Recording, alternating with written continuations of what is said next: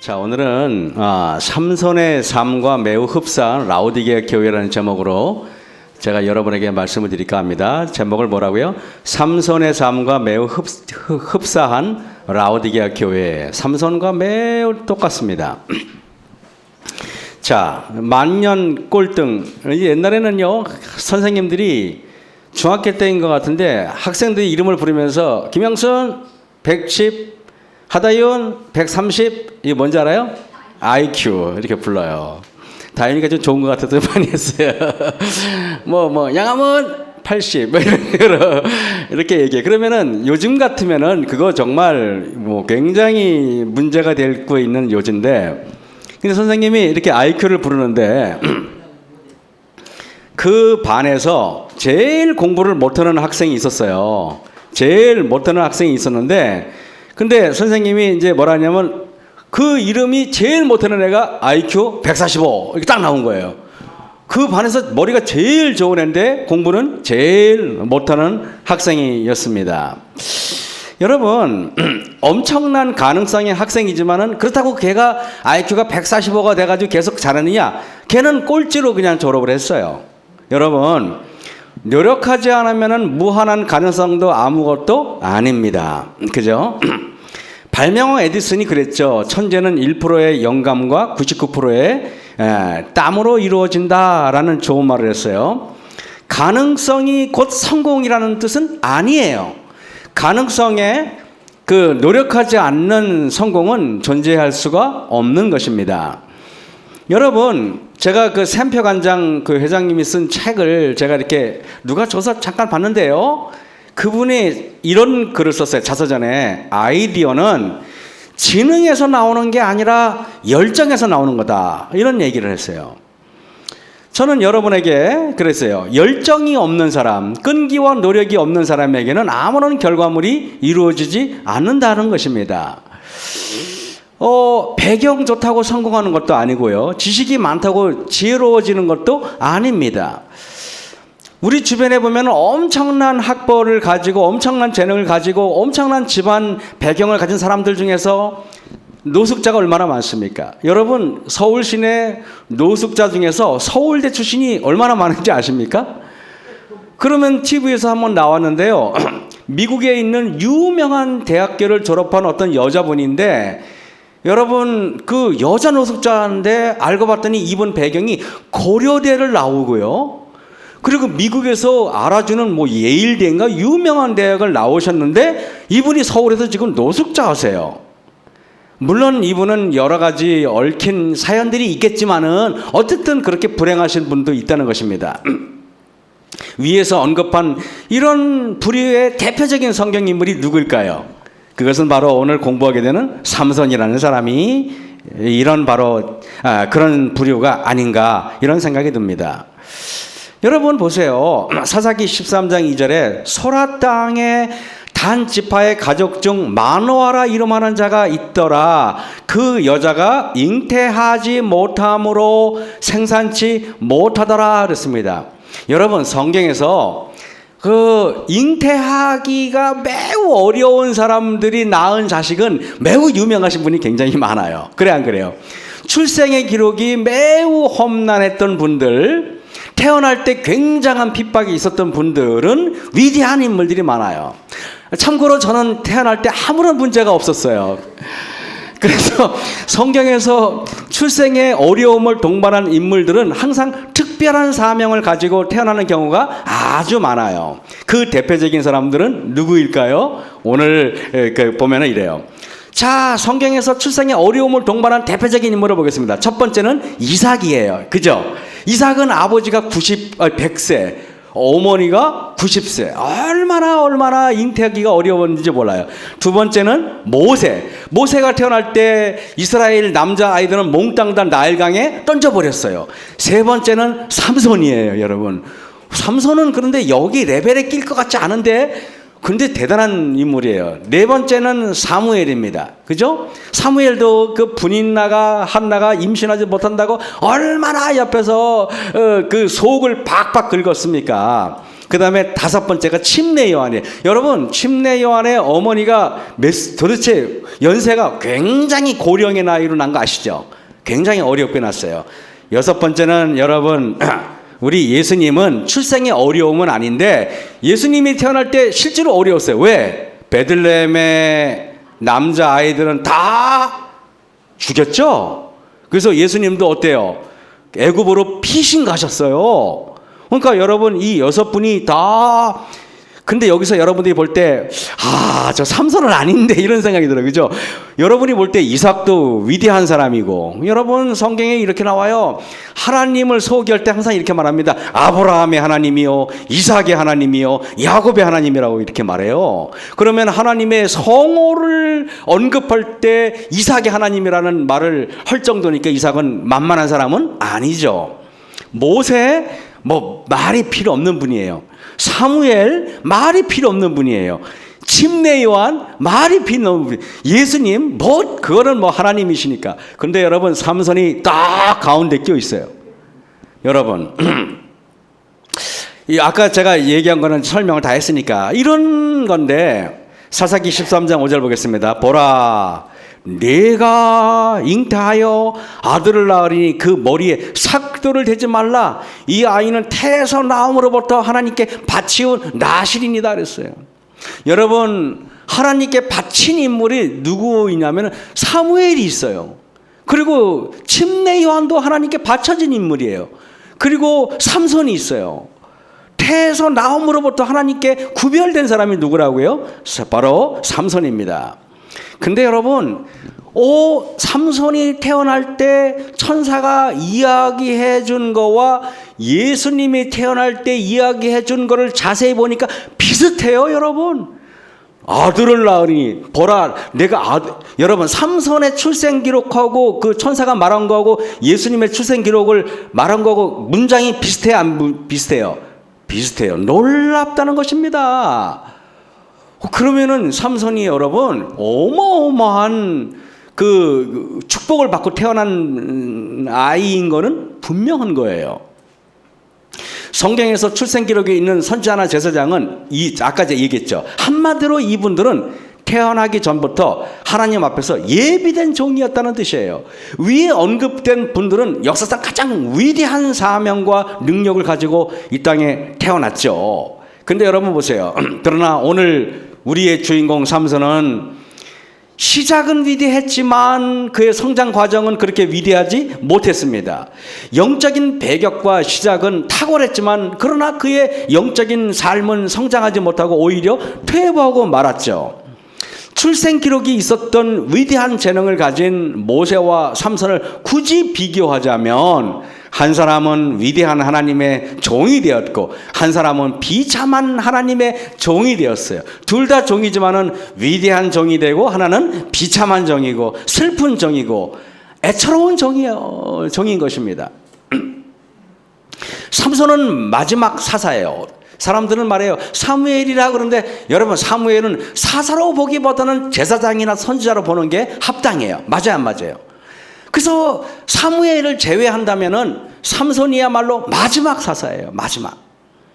또는 가장 유명한 사사예요. 여러분, 삼손은 안 믿는 사람들도 삼손 정도는 알고 있어요. 그래, 안 그래요? 교회 안 다니는 사람도 삼손은 알고 있더라 이겁니다. 그런데 여러분, 사사기에 나오는 대부분의 사사들이 이스라엘을 압제하는 대적들을 물리쳤고 승리했고 그랬는데 전쟁 중에 죽은 사사는 삼손밖에 없어요. 나머지 사사들은 다 전쟁에서 이겼잖아요. 그래가지고 전쟁에 승리해서 노래를 부르고 막 그랬는데 삼손은 죽음으로 그의 인생을 전쟁 중에 마쳤어요. 여러분, 사사기 13장 5절에 보면은 재림교추 성경주석에 나실인의 서원이 보통 자발적이고 한시적이었지만 뭐라고요? 나실인은요 이렇게 말해요. 평생 하라는 법이 없어요. 하나님, 저는 5년 동안만 나실을 하겠습니다. 그럴 수 있어요. 그런데 삼손은 하나님께서 그 부모에게 말하기를 내 몸에서 태어날 아이는 태어날 때부터 나실인으로 구별해라. 이렇게, 그죠? 됐습니다. 하나님께서는 삼손의 생애에 대한 계획이 있었기 때문에 그런 거예요. 그 계획이란 삼손의 지도력을 통해 이스라엘이 블레셋의 속박에서 구원을 받는 것입니다. 한마디로 삼손의 인생은 하나님으로부터 엄청난 달란트를 받았지만은 받은 만큼 탁월하지 못했고, 엄청난 기대를 한 몸에 받았지만은 그러나 하나님의 기대만큼 이루지 못한 사사가 삼손입니다. 물어볼게요. 삼손이 실패했던 이유가 무엇일까요? 여러 가지가 있어요. 그러나 여러분, 여러 가지가 있지만은 부절제 다 있지만은 그것은 여러분 이렇게 말할게요. 삼손이 나실인의 사명을 받은 당사자가 아니라는 사실이 중요한 것 같아요. 그래서 여러분 이거 있어요. 아빠의 신앙이 나의 신앙이 되라는 법은 없어요. 예를 들면은 우리 청소년기는 다윤이밖에 없으니까 제 설교에 다윤이가 제일 많이 나온다고 누가 그런 얘기를 하더라고요. 그런데 여러분, 우리 하태용 장로님하고 김영순 집사님의 하나님이 다윤이의 신앙이 되는 것은 별개의 문제예요. 맞죠? 그죠? 그것은 다윤이가 하나님을 개인적으로 만나야 되는 건 다윤이가 만나야 되는 거예요. 그렇기 때문에 부모가 아무리 신실하고 아무리 하나님께 서원해도 그 부모님의 신앙으로 자녀가 영적인 생애를 살 수는 없다는 거예요. 개인적으로 예수님을 만나지 않고는 아무도 변화된 삶을 이룰 수가 없는데, 불행하게도 삼손은 어떤 사람이냐면은 아빠와 엄마의 신앙은 탁월하지만은 자녀의 신앙은 그렇지 못했다는 것입니다. 이게 문제예요. 여러분 보시면은 늘 삼손이 나오면은 전쟁에 블레셋과의 싸움이 나와요. 우리는 블레셋에 대해서 오늘 제가 잠깐 설명을 할게요. 블레셋은 여러분이 보시면은 저 바닷가 쪽에 있는 나라가 블레셋이고, 요쪽에 베들레헴, 이 산악지, 산이 많고 척박한 땅이 이스라엘이에요.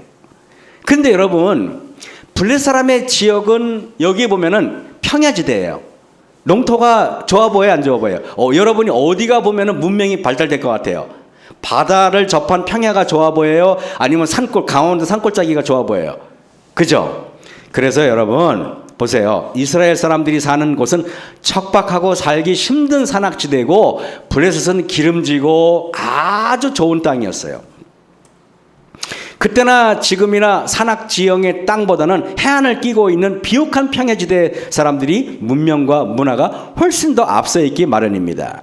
그런데 여러분, 굳이 말하면은 당시 이스라엘은 청동기 문화고 블레셋은 철기 문화예요. 바꿔 말하면은 이스라엘은 우리로 말하면 구석기 시대고 블레셋은 신석기 시대예요. 뭔가 블레셋은 문명이 발달되고 뭔가 과학이 발달되고 그런 나라예요. 그러니까 여러분 보세요. 이스라엘은 철제 무기를 가진 반면에 블레셋의 거꾸로 썼네. 이게 거꾸로 씁니다. 블레셋은 철제 무기를 가진 반면에 이스라엘은 청동기 문화예요. 칼싸움을 하잖아요. 그러면은 블레셋이 칼을 딱 부딪히는 순간 이스라엘 사람의 칼은 쨍그랑하고 깨진단 말이에요. 그러니 전쟁이 되겠어요, 안 되겠어요? 안 되죠. 산지에 농사 지을 땅도 별로 없는데 맨날 블레셋이 쳐들어와요. 왜냐하면 힘이 월등하니까. 그러니까 기드온의 이야기를 보면은 기드온이 숨어가지고 그냥 몰래 추수하는 장면이 나와야 안 나와요? 그래서 그랬던 겁니다. 자, 여러분, 그런데 이스라엘 사람들이 맨날 블레셋 사람한테 당하니까 그들의 희망이 뭐예요? 이겁니다. 그래서 이스라엘 백성들은 삼손과 같은 걸출하고 삼손과 같은 영웅을 고대하면서 하나님 강한 사람을 보내주세요. 하나님 능력 있는 사람을 보내주세요. 하나님 힘센 사람을 보내주세요. 라고 해서 그들의 기도에 합당한 사람을 보내준 게 바로 삼손이었던 것입니다. 이제 이해가 되시죠? 그죠? 민수기 6장 1절에 보면은 그렇다면은 삼손은 나실인의 규례를 지켰을까? 하나님께서 성경을 읽다 보면은 삼손은 나실인으로 살아가는 것도 사사로 살아가는 것도 전혀 관심이 없어 보입니다. 여러분, 그는 블레셋 사람들하고 여러분 원수예요. 친하게 지내야 돼요? 아니면 원수처럼 지내야 돼요? 이 말은 매우 중요한데 여러분들이 죄와 친하게 지내야 돼요? 아니면 원수처럼 지내야 돼요? 근데요, 그죠? 하와가 루스벨 사단하고 친하게 지내야 돼요? 원수처럼 지내야 돼요? 근데 하와는요, 친하게 지냈어요. 그래서 하와가 얼마나 친했냐면은 마귀가 가가지고 하와야, 저 선악과 저거 맛있는데 먹어볼려? 친하니까 서로 이야기를 하는 거예요. 친하게 지내면 안 되는 거였어요. 맞아요, 안 맞아요? 여러분, 블레 사람들과 어울려, 그럼 여기서부터 문제가 발생한 겁니다. 술 마시는 잔치를 벌이기를 좋아했습니다. 사사기 14장 1절에 보면은 삼손이 딥나에 내려가서 거기서 블레셋 딸 중 한 여자를 보고 그랬습니다. 이걸 들으니까 여러분 이런 생각이 들어요. 뭔가 사사의 출발치고는 블레셋 딸 중 한 여자를 보고라는 데서 이게 뭔가 문제가 생기기 시작했구나라는 것을 여러분들이 느낌으로 알 수가 있어요. 그래 안 그래요?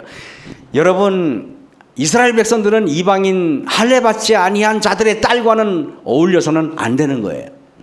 그런데 사사기 14장 3절에 삼손이 아비에게 이르되 내가 그 여자를 좋아하오니 나를 위하여 그를 데려오소서 하니, 이 말이 여러분 뭔 뜻이 아십니까? 삼손은 이스라엘 백성인데 무할레제의 딸과 혼해서는 안 되는데 더군다나 나실인인데 지금 이런 행동을 하고 있습니다. 여기 14장 3절에 이 얘기를 보면 내가 그 여자를 좋아하오니 라는 이거를 원어로 보면 이렇게 말해요. 내가 그 여자를 좋아하오니 라는 말은 원어로 내 눈에 좋사오니 라는 뜻이에요. 다릅니다. 번역은 이렇게 해야 돼요. 한마디로 말해서 내 눈에 좋은 대로, 내 소견에 좋은 대로, 이것은 사사시대를 한마디로 압축해 놓은 얘기 아닙니까? 여러분 보세요. 사사기에 보면은 17장 6절에 그때는 이스라엘에 왕이 없으므로 사람마다 자기 소견에 좋은 대로 옳은 대로 행하였더라 그랬어요. 제가 어저께 그런 얘기를 했지만은 여러분, 우리 삼육서울병원에서는 그 병원장의 소견대로 병원을 이끌어가면 안 돼요. 뭔 말인지 알겠습니까? 그 의사의 소견대로 이끌어가면 안 돼요. 하나님의 방법대로 이끌어가야 되는 거예요. 거기서 새우젓이 나오고 거기서 오징어가 나오고 거기서 수육이 나오고 이러면 안 되는 거예요. 그런데 지금 그러고 있어요. 제가 여러분들에게 이야기를, 이스라엘에는요 하나님의 종이 하나님이면은요 그것이 그 서울병원이든 그것이 그 삼육두유 공장이든 그것이 삼육대학이든 그것이 삼육중학교든 학교장 좋은 대로 하면 안 되는 거예요. 뭔 말인지 알겠습니까? 여러분, 옥천교회는 담임 목사님하고 장로님들 소견대로 이 교회를 이끌어가서는 안 되는 거예요. 제가 여러분에게 말하기를 여러분, 하나님이 안 계시니까 우리가 지금 막 방종하는 겁니다. 사사기 21장 25절에 그때 이스라엘에 왕이 없으므로 사람이 각각 그 소견에 옳은 대로 행하였더라. 이 왕은 만왕의 왕이신 이 하나님을 말하는 거예요. 여러분, 우리는, 그래서 제가 얘기하지만은 우리 재림교회는 절대 자기들의 소견대로 이끌어가서는 안 되는 거예요. 교회는 이것은 매우 중요한 겁니다. 자기 소견대로라는 말은 지 멋대로라는 뜻이에요. 지 멋대로. 지 멋대로 술도 팔고 지 멋대로 오징어도 올려놓고 지 멋대로 수육도 팔고 그런 짓을 하는 겁니다. 여러분, 회개해야 되는 것입니다. 회개해야 돼요. 하나님의 운영은 하나님이 맡는 거지 인간이 하는 거 아니에요. 제가 삼손의 처신을 한마디로 정의한다면 그는 구약 성경의 암흑시대에 사사시대의 그릇된 정신대로 살아갔던 인물을 삼손은 말하고 있어요. 그는 자기 소견에 옳은 대로 지 입맛대로 한마디로 지 멋대로 인생을 살아갔어요. 그게 삼손의 인생이었어요. 삼손의 삶, 사사 같지 않은 사사였어요. 하나님의 종 같지 않은 사사였어요. 여러분, 사사기 14장을 보면은요 성경의 저자는 이렇게 말해요. 삼손이 딥나에 내려가서, 5절에 보면은 딥나에 내려가서, 7절에 보면 그가 내려가서, 10절에 보면 내려가매. 여러분 왜 삼손의 사사경이 이렇게 썼을까요? 삼손의 영적인 상태가 지금 내리막길이라는 걸 보여주는 거예요. 내려가서 요나가 하나님 말씀에 니느웨로 가라는 말을 불순종해서 그가 여러분 다시스로 도망가지 않습니까? 그래서 여러분 보면은 하나님께서는요 성경이 이렇게 표현해요. 요나가 하나님의 낯을 피하여 요바로 내려갔더니, 그 다음에 보세요 5절에 보면은 그러나 요나는 배 밑층에 내려가서, 그 다음에 바다에 던지니까 내려가잖아요. 가라앉으니까. 그 다음에 여러분 2장 6절에 내가 산의 뿌리 즉 바다 깊숙이까지 내려갔사오매. 결국에는 요나의 삶도 어떻다는 말입니까? 그의 영적인 삶이 내리막길이라는 뜻이에요. 내리막길. 저는 우리 교단이 심각하게 내리막길을 걷고 있다는 것을 여러분에게 말씀드리고 싶어요. 이것은 비난하려고 하는 것이 아니라 이것은 개혁을 위한 호소예요. 이러면 안 됩니다. 저는 너무나 실망했어요. 일부러 밥 한 숟갈도 안 떴어요. 어떻게 합덕에 있는 장례식장만도 못하냐 말이에요.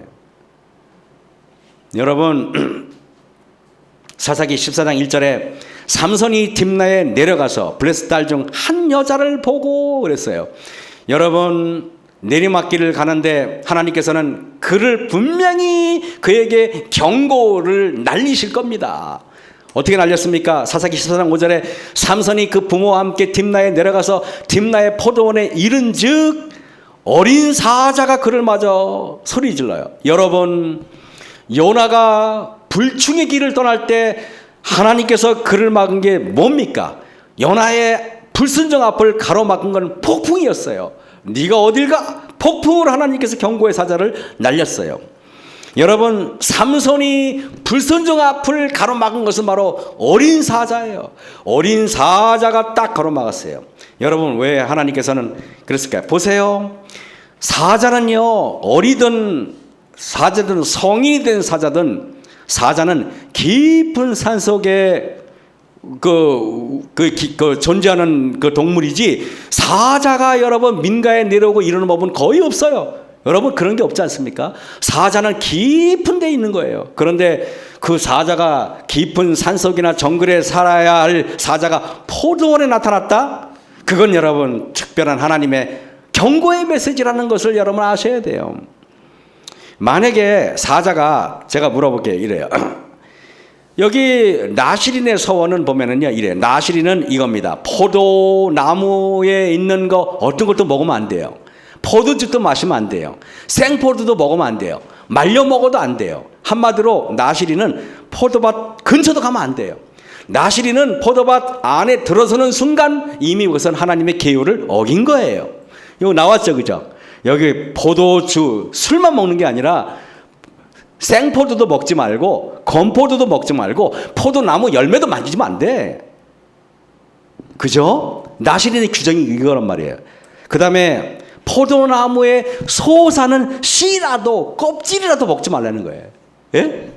그 다음에 여러분 보세요. 5절에 머리털 절대 자르지 마라 이거예요. 6절에 보면은 시체를 만지지 마라 이겁니다. 여러분 이게 포도밭은 근처도 가지 마라, 시체 만지지 마, 머리털 밀지 마, 이게 나시린의 규정이에요. 여러분 그런데 여러분 하나님께서 사자를 내려보내요. 근데 여러분 제가 물어볼게요. 왜 하나님께서는 큰 사자를 안 보내고 어린 사자를 보냈을까요? 누가 맞춰보겠습니까? 이건 매우 한번 생각해 볼 필요가 있어요. 그죠? 왜 하나님께서는 큰 사자를 보내지 않고 어린 사자를 보냈을까요? 그래서 아주 귀엽잖아요. 왜 이런 사자를 보냈을 것 같아요? 다윈이 한번 맞춰보겠어요? 왜 그런 것 같아요? 예. 만약에 큰 사자면은요, 그게 하나님의 경고라고 생각하지 못해요. 그럴 시간이 없어요. 왜? 나를 해할 수 있다고 생각하니까 아무 생각 없이 찢어 죽일 겁니다. 맞아, 안 맞아요? 근데 어린 사자는 여러분 나에게 아무런 위해를 끼치지 않잖아요. 그래, 안 그래? 그렇기 때문에 일부러 하나님이 어린 사자를 보냈던 거예요. 하나님의 깊은 뜻이 있었던 겁니다. 맞아요, 안 맞아요? 그런데 삼손은 하나님의 뜻을 구별하긴커녕 그냥 어린 사자를 그냥 찢어 죽여요. 이건 너무도 그의 품성이 얼마나 포악한지. 여러분, 사자는요, 어린 사자는 귀여워요. 그래 안 그래요? 이 짐승들이요, 어린 사자는 귀엽잖아요. 그죠? 호랑이 새끼도 귀여워요. 근데 그거를 인정머리 없이 이걸 찢어 죽이고, 저는요, 삼손이 품성이 매우 포악했다, 온유하지 못했다, 자제력이 없다, 굉장히 거칠었다라는 것을 알 수가 있어요. 하나님께서는 사자를 보내셔서 포도원에 들어가지 말라고 경고하기 위해서 어린 사자를 보냈던 겁니다.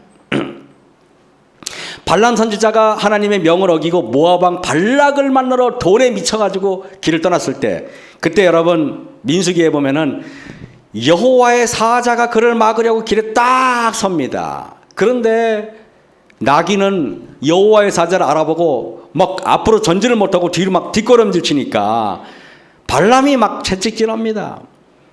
그래서 채찍질해도 뒷걸음질 치니까 나중에는 나귀가 그를 막 담벼락에 막 그냥 이렇게 뭐랄까요, 막 그냥 비벼버려서 다리에 상처가 납니다. 발람이 다시 채찍질합니다. 여러분, 삼손에게는 어린 사자가 나와서 삼손의 가는 길을 가로막고, 발람 선지자에게는 여호와의 사자가 나타나 가로막는데, 삼손도 발람도 영적인 식별력이 없이 한 사람은 찢어 죽이고 한 사람은 채찍질하는 것을 보십시오. 가장 신기하지 않습니까? 제가 여러분한테 질문할게요. 영성이 있고 설교를 아주 잘하는 목사님의 설교를 듣고 감동받는 사람이 영성이 충만합니까? 아니면은 영성도 없고 설교도 거지같이 하고 잘 못하는데 감동을 받는 사람이 영성 충만합니까? 맞춰보세요. 예? 원래요, 여러분, 설교 못하는 사람 설교를 듣고 감동받는 사람이 영성 있는 사람이에요. 그러니까 여러분들 제 설교 듣고 영성을 감동을 받으시기 바랍니다.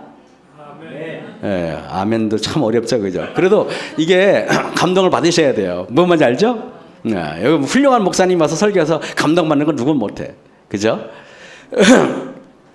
제 말은 왜 이런 얘기를 하는가 하냐면은,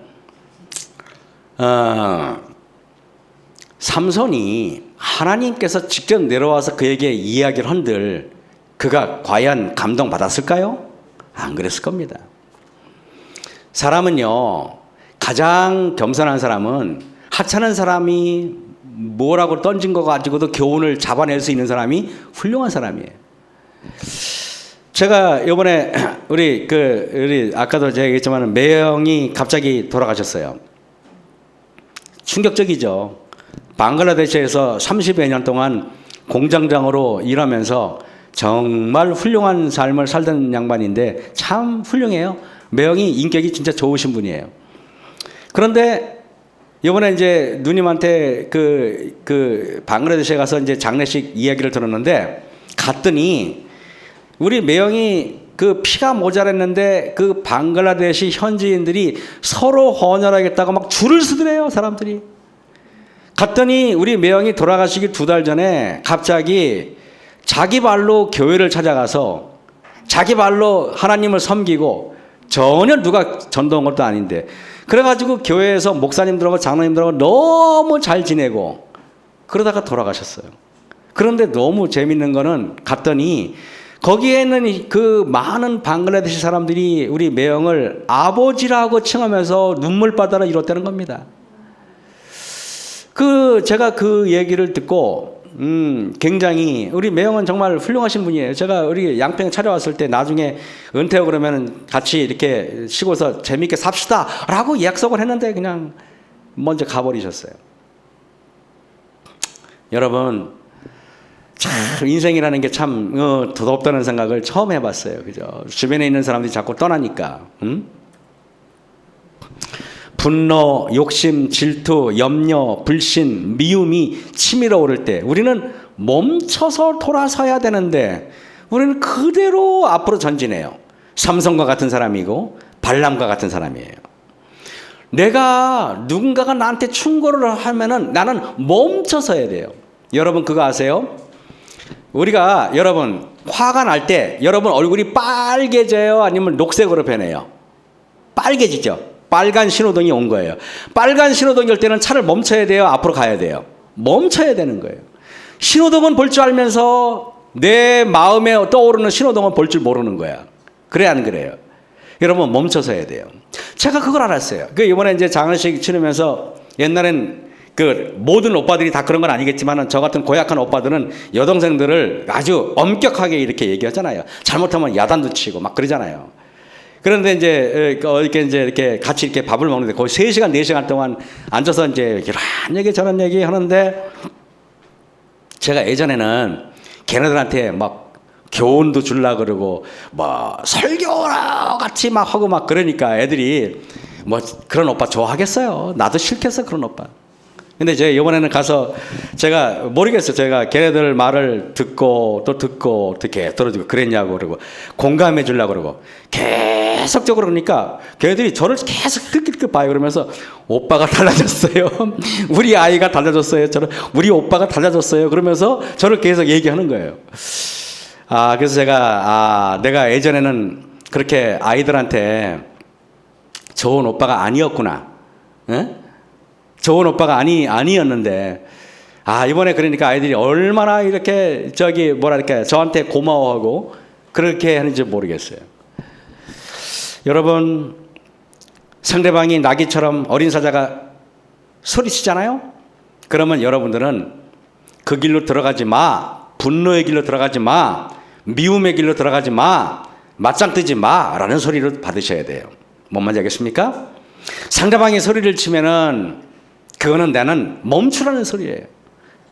그리고 나는 그 분노에서 돌아서고 나를 겸양 있게 뒤돌아볼 그런 필요가 있어요. 그게 바로 자아굴복입니다. 여러분 반네일 목사님의 일화 유명하죠? 어느 날 목사님은 요즘에는요, 이제는 우리 때는요, 전화 안 하고 방문하면 실례예요. 그래 안 그래요? 근데 옛날에는 목사님들이 전화했습니까? 전화기도 없었고 그냥 새벽에 안 간 게 다행이야. 새벽 4시에 안 간 게 다행이야. 뭐 목사님이 아무 때나 갑니다. 그러니까 목사님이 그때 뭐 아침 오전에 9시에 어느 집을 불쑥 들어갔더니 막 젊은 부부가 대판 싸우더래요. 근데 제가 만약에 그럴 일은 없겠지만은 우리 김영수 선생님하고 하태영 장로님하고 내가 쑥 들어갔는데 막 싸워. 그럼 내가 조용히 나올 것 같아요? 아니면 집에 들어갈 것 같아요? 조용히 도망가죠. 왜냐면 무안할까 봐. 그래 안 그래? 근데 반네일 목사님은 그렇게 안 해요. 그냥 문을 쑥 들어가가지고 그냥 뭐 어쩌라는 거야! 뭐 야단을 치셨어요. 그랬더니 싸우던 젊은 부부가 목사님 앞에 무릎을 딱 꿇고 막 여리사님은 눈물을 찔찔 흘리고 남지사님 눈물을 찔찔 흘리고 막 그랬어요. 그래가지고 왜 싸웠냐고 여쭤봤더니 뭐 잘못했다고 목사님한테 다시는 안 그러겠다고 이야기를 했어요. 그랬더니 목사님이 1년 동안 집사 그만둬! 그래가지고 집사직을 다 박탈시켜버렸어요. 실제로 꺼지지 않는 불에 이 책에 나왔던 이야기 중에 하나예요. 그래서 집사직을 다 박탈했어요. 그러고 나서 이제 요즘 같으면 어떻게 되겠어요? 내가 말해 교회가 뭐 여기밖에 없어? 목사는 너밖에 없냐? 그러고 다른 교회로 갈 수 있잖아요.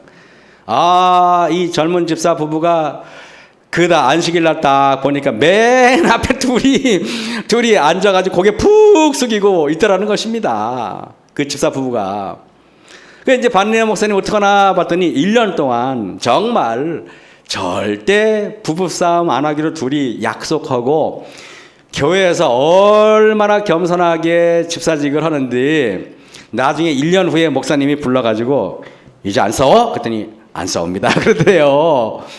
그래서 목사님이 집사직 회복시켜주고 나중에 장로 되고 여지사님은 수석집사 됐다 그러는데 여러분 그게 은혜예요. 그게 훌륭한 집사님이에요. 그게 자아굴복이에요. 그래 안 그래요? 우리는 그 정도 이상으로 겸손했으면 좋겠어요.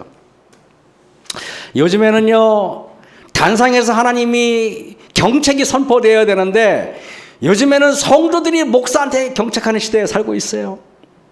이제는 백성들이 설교가들을 징책하고 이제는 백성들이 설교자들을 교훈하는 시대에 왔어요. 교회만 그럽니까? 이제는요, 제가 들어보니까 고등학생인지 중학생인지 남학생이 여선생님을 두들겨 패가지고 기절을 시켰어요. 여러분 도대체 이게 어떻게 된 겁니까? 이 끔찍한 교권이 무너진 시대에 우리가 살고 있어요. 도대체 뭐가 잘못된 겁니까? 여러분 정치가들이 이렇게 엉망진창으로 만들었어요. 교육의 현장을. 그리고 얼마 전에는 초등학교 선생님이 자살을 했어요. 극단적인 선택을 한 겁니다. 어떤 학부모가 선생님한테 얼마나 못됐게 그냥 악성 그 민원을 계속 넣는지 선생님이 견디다 못해서 돌아가셨어요. 여러분 제가 이걸 보면서 정말 저는요 이 현실 반드시 고쳐야 된다고 생각해요. 아이들한테 사랑의 매는 반드시 회복해야 된다고 생각해요. 학생들의 인권만 있습니까? 선생님들의 인권은 없습니까? 에? 저는 이걸 보면서 제가 옛날에 목회할 때도 항상 그랬어요. 절대 학부모들, 저기 젊은 엄마들이 많은 남원저께 특별히 그런 얘기 했는데 학교에 가가지고 선생님들한테 따지고 그러면 나한테 혼난다고 그랬어요. 제가 절대 그러지 말라 그랬어요. 여러분 이걸 보면서 제가 얼마나 안타까운지 그 선생님이 이제 겨우 20몇 살밖에 안 된 아주 그냥 그 장래가 그 구만리 같으신 분이 극단적인 선택을 한 겁니다. 여러분 어떻게 생각하세요? 사사기 14장 8절에 얼마 후에 삼손이 그 여자를 취하려고 다시 가더니 돌이켜 사자의 죽음을 본즉 사자의 몸에 벌떼와 꿀이 있는지라. 여러분 시체를 만지지 말라고 하는 나실인의 규정이 있잖아요. 근데 시체를 만지지 말라고 그랬는데 만약에 그 시체에 구더기가 우글우글하고 시체가 썩어가지고 냄새가 진동한 되면 누가 그 시체를 만지겠습니까? 근데 그 시체에 여러분 벌이 집을 져서 꿀이 아주 그냥 꿀이 흘러내려요. 사단은 여러분들이 하나님의 계명을 순종하는 거 못 지키게 하기 위해서 꿀이 줄줄 흐르게 만든다는 사실을 아셔야 돼요, 여러분. 우리가 보면서 죽은 시체를 만지지 말라는 것은 요즘에 말하면은 부정한 것을 만지거나 접하지 말라는 것이에요. 예전에는 영화관이나 극장에 가지 말라고 했지만 이제는 내 손에 극장이 다 쥐어져 있잖아요. 이제는 내 손에 게임기가 다 쥐어져 있잖아요. 여러분 어떻게 생각하십니까? 우리는 하나님의 말씀으로 무장하지 않으면은 우리가 어떤 위험에 살고 있는지 우리는 늘 위험 속에 있다는 사실을 우리는 잊지 말아야 되는 것입니다. 사사기 보면은 사자의 죽음을 본즉 사자의 몸에 벌떼와 꿀이 있는지라 그래놓고 손으로 그 꿀을 취하여 딱 먹고 나서 부모에게는 이야기를 안 해요. 왜? 이야기하면 혼나거든요. 나실인의 규정을 왜 갑자기 시체를 만졌냐 그럴 겁니다. 근데 그는 그렇게 했어요. 삼손이 그러고 나서 사람들을 모아놓고 이렇게 수수께끼를 합니다. 먹는 자에게서 먹는 것이 나오고 강한 자에게서 단 것이 나왔느니라. 그리고 이거 풀면은 내가 뭘 선물을 주겠다 이렇게 얘기해요. 여러분 삼손은 하나님께 주신 엄청난 지혜와 권능과 힘을 가지고 지금 뭐 하고 있어요? 장난질을 치고 있잖아요. 그래 안 그래요? 그는요 가만히 보세요. 죄송합니다. 가만히 보면은 삼손은 결혼도 장난처럼 하고요. 하나님께 주신 나실인의 법도도 장난처럼 어기고 하나님 주신 사명도 장난처럼 여겨요. 신앙을 장난으로 여기는 겁니다. 15장 14절에 삼손이 레히의 이름에 여호와의 신의 권능이 삼손에게 임하매 여러분 이거 보세요. 삼손의 힘은 삼손께 아니라 여호와의 신의 권능 것이에요. 삼손의 재능은 삼손께 아니라 여호와의 신의 권능이 임했기 때문에 그런 거예요. 근데 여호와의 신이 권능으로 그는 나귀 턱뼈를 가지고 블레 사람 1000명을 죽입니다. 그러면서 이렇게 해요. 이르되 나귀의 턱뼈로 한 더미 두 더미를 쌓았으며 나귀의 턱뼈로 내가 1000명을 죽였도다. 여러분 하나님의 권능으로 블레셋 사람들 1000명을 죽인 사람이 말이 하나님의 권능과 하나님께 대한 감사와 하나님에 대한 은혜에 대한 찬미가 있어요 없어요? 다 나귀 턱뼈를 움직인 내가 주인공이고 내가 자랑인 것입니다. 성경은 분명히 여호와의 권능이 삼손에게 임하매라고 말했어요. 그러나 하나님의 능력이라는 말은 삼손의 마음 속에는 전혀 없어요. 그의 생각엔 하나님의 은혜로 이루어진 것이 아무것도 남아있지 않았어요. 삼손은 왜 이렇게 나실인의 규정을 너무 쉽게 어기게 됐을까요? 그거는 여러 가지가 이유가 있지만 자신이 직접 하나님으로부터 받은 소명이 아니라 부모가 대신해서 받은 소명이었기에 그는 오히려 부모의 넌 나실인이야 라는 말을 들었을 때 반항심이 생겼을 수도 있겠다 생각이 들었어요. 그래 안 그래요? 왜 우리가 자녀들이 왜 아빠 엄마가 자녀들에게 신앙을 얘기하면 자녀들은 반항하잖아요. 그런 마음이 없지 않아 있었겠다라는 생각을 해봐요. 그래서 제가 듣기로는요, 자녀들 중에서 가장 교회에 문제를 일으키는 애들이 목회자의 자녀들이 그런 경우가 많대요. 진짜로. 그래서 제가 그 얘기를 듣고, 우리 아들이 교회에 지금 다니는 것만 해도 고마운 생각이 들었어요. 참, 그런 생각을 할 때가 있는데, 사사기 16장 20절입니다. 그가 들릴라의 무릎 베개를 하고 누워서 그녀의 달콤한 말에 취해 머리카락이 자기가 자르면 힘이 없어진다는 비밀을 폭로해 버려요.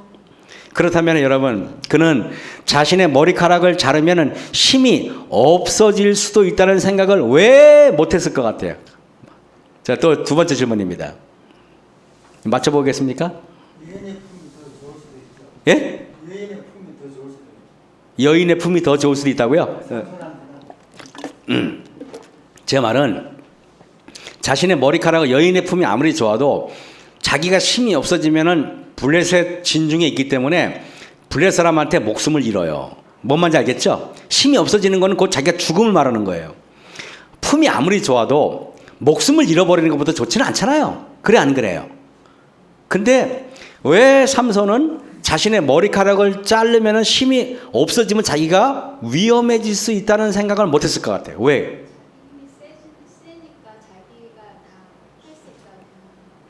그럴 수도 있겠죠. 좀 더 디테일한 정답. 예?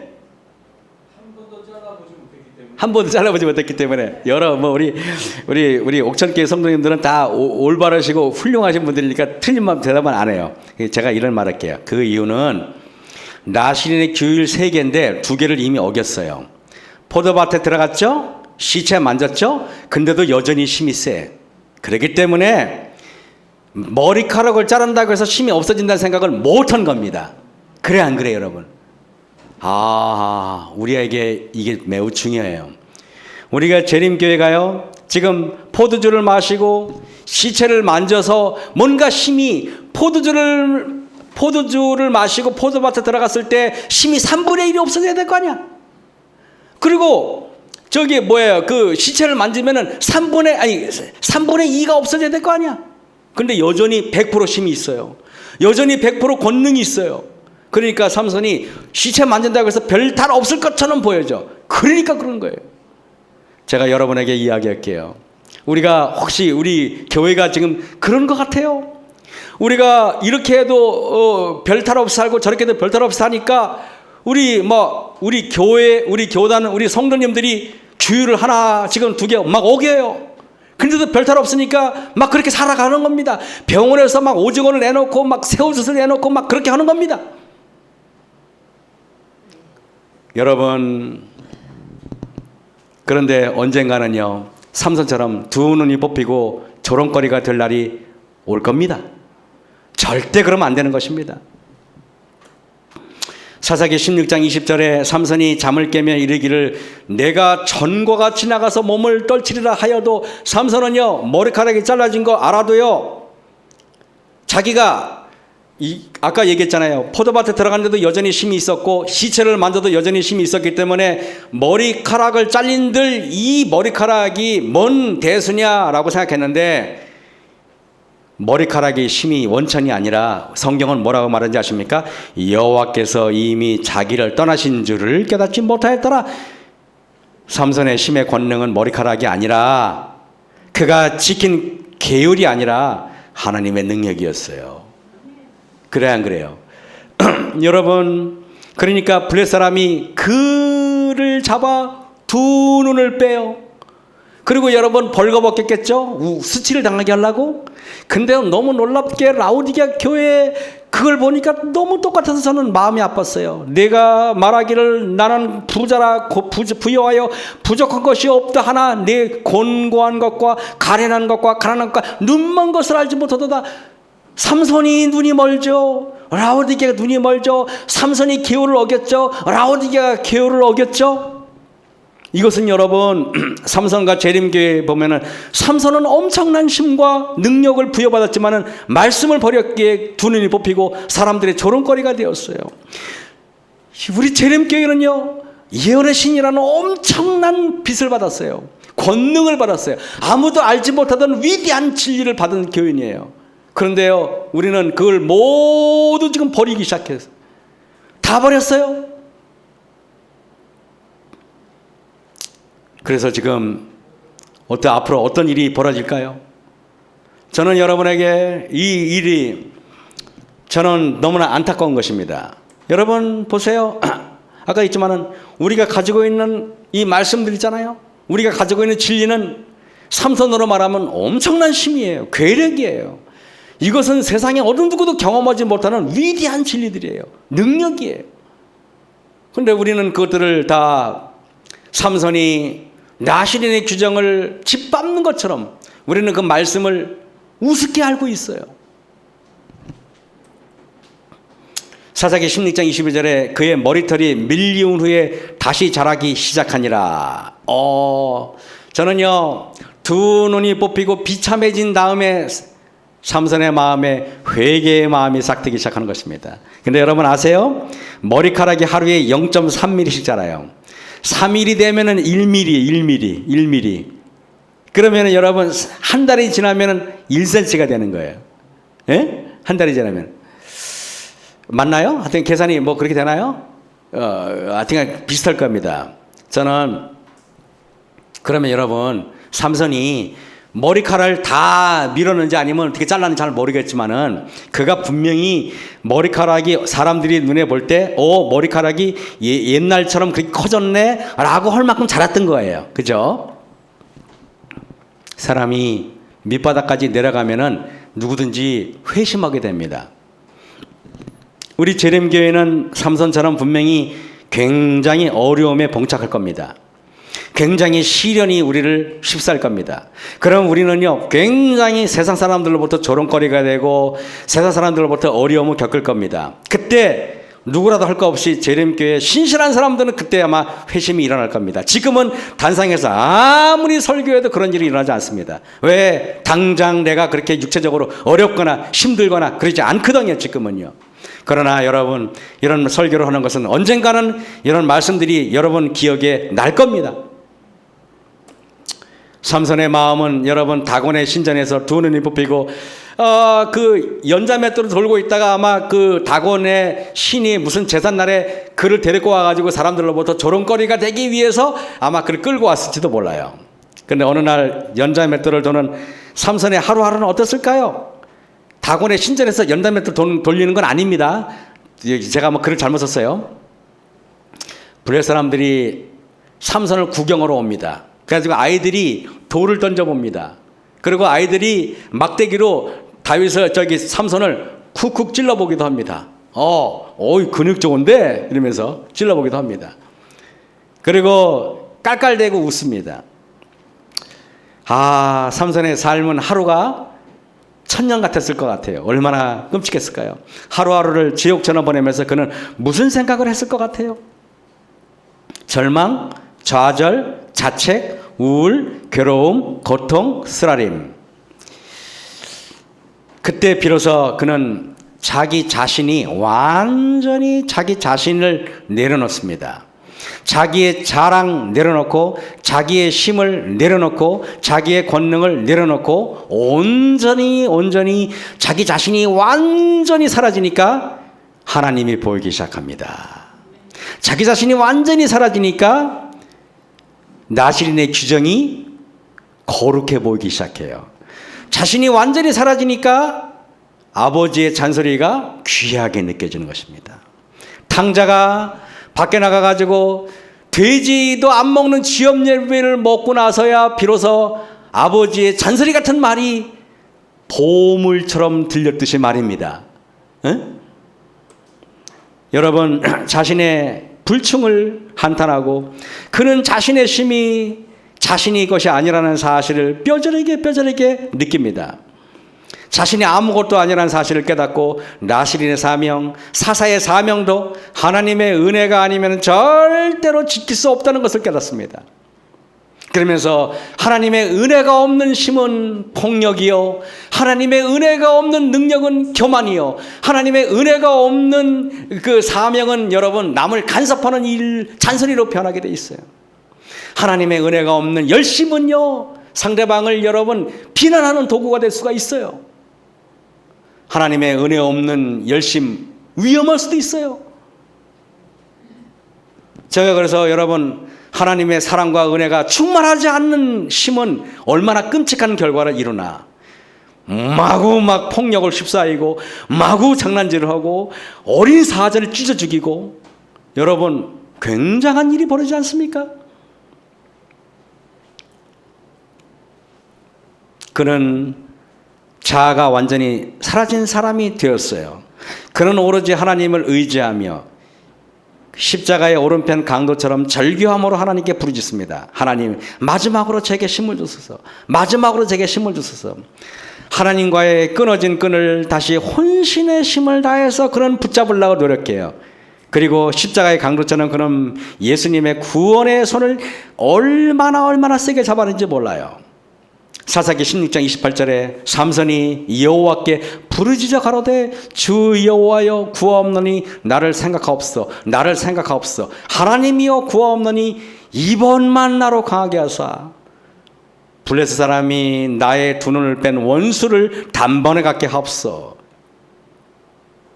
교회 증언 6권 401쪽에 그런 말이 있어요.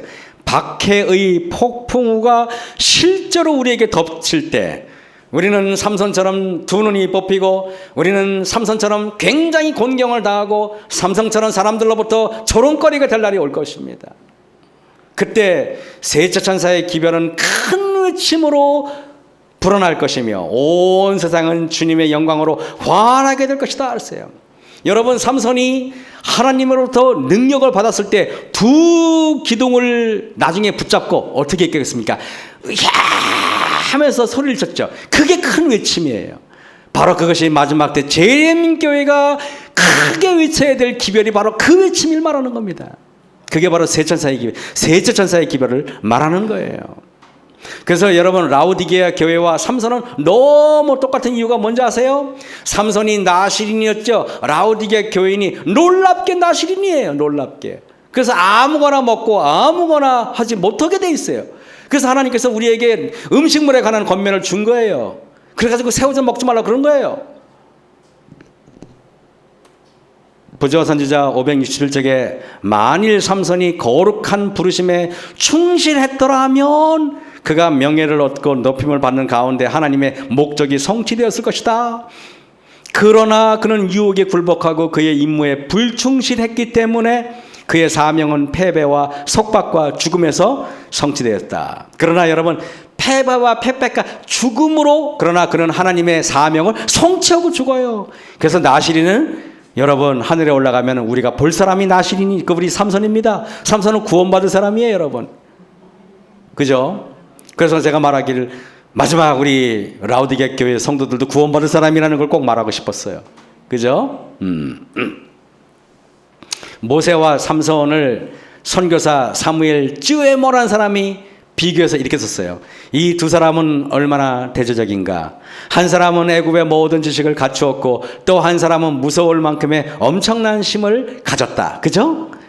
둘 다 하나님의 위대한 일꾼이 될 가능성을 갖고 있었다. 그러나 모세의 일생을 한편에 장엄한 서사시라고 한다면 삼손의 생애는 한편에 짧은 비극의, 그죠, 비련의 주인공입니다. 모세는 이스라엘의 장래를 예언하며 축복하면서 죽어갔지만 삼손은 자기 눈을 뺀 원수들을 향해 복수의 기도를 하며 죽어갔습니다. 그죠? 그러가 보세요. 보면은 모세는 120년을 살면서 한 민족을 온갖 고난 속에서도 주의 길로 이끌었으나 삼손은 그 짧은 젊은 날조차 피비린내 나는 복수의 싸움으로 끝을 맺었어요. 이 두 인물은 어찌 그리 다른가? 같은 하나님을 믿었고 같은 하나님의 영의 감동을 받으면서도 이들의 생애는 어찌 이렇게 되었을까? 그들은 같은 믿음을 가졌지만은 똑같이 신실했던 것은 아니었기 때문이었다. 신실함. 그래서 제가 우리 둘째 여동생이 체중 관리가 안 돼가지고 살이 쪘어요. 그러니까 자기도 온갖 노력을 하는데 옆에서 막 살 뺀다고 노력한다 그러면 동생들이 막 놀려요. 그래서 제가 그 아이한테 그런 얘기를 했어요. 야, 내가 이런 얘기를 할게. 너는 뭐든지 결심하면 3개월은 가지겠더니 그렇대요. 근데 네가 정말 부족한 건 뭐니? 그랬더니 꾸준함이래요. 꾸준함이 정말 중요한 거야 그랬어요. 옛날에는 막 조롱하듯이 했지만 지금은 따뜻하게 말했습니다. 여러분, 예수님을 사랑함, 하나님에 대한 신실함, 성실성, 꾸준함, 인내와 끈기, 정돈된 거룩한 습관들, 그리고 일관된 온유함과 부드러움, 자기 자신에 대해서는 엄격하지만 남에 대해서는 무한히 관대해지는 것, 이런 것들을 오늘 깊게 생각하는 교훈이 이 안에 다 오늘 설교 안에 들어있는 것입니다. 그죠? 그래서 여러분, 모세는 하나님 앞에 신실했어요. 근데 가만히 보니까 모세가 신실한 게 아니라 시편에 보면은 주의 신실하심은 대대에 이르나이다. 주께서 땅을 세우셨으므로 땅이 항상 있사오니. 그래서 저는 여러분에게 이런 말 할게요. 내가 나의 신실함에 의지하지 말고 하나님의 신실함을 의지해서 신실하시는 저와 여러분 되시길 간절히 바랍니다. 그래야 오래가요. 그죠 여러분? 주의 신실하심, 결국 내 안에 성실함도 끈기도 꾸준함도 존재하지 않는다는 것을 인정해야 나는 신실해지는 거야. 그러기에 우리는 우리 하나님의 신실함을 구해야 하고, 우리가 성실하고 하나님의 성실하심을 구해야 우리가 성실해지는 거예요. 하나님의 온유하심을 구해야 우리가 온유해지는 거예요. 내 안에는 온유함이 없어요. 내 안에 성실함이 없어요. 여러분, 그래서 하나님의 사랑스러움을 구해야 내가 사랑스러운 사람이 되어가는 겁니다. 그래서 우리는 하나님의 신실한, 하나님의 거룩한 백성이 돼서 정말 우리가 삼손과 같은 그런 비극적인 삶이 아니라 모세와 같이 다른 사람을 축복하면서 일생을 마감하는 저와 여러분 되시길 바라면서 말씀을 마치겠습니다.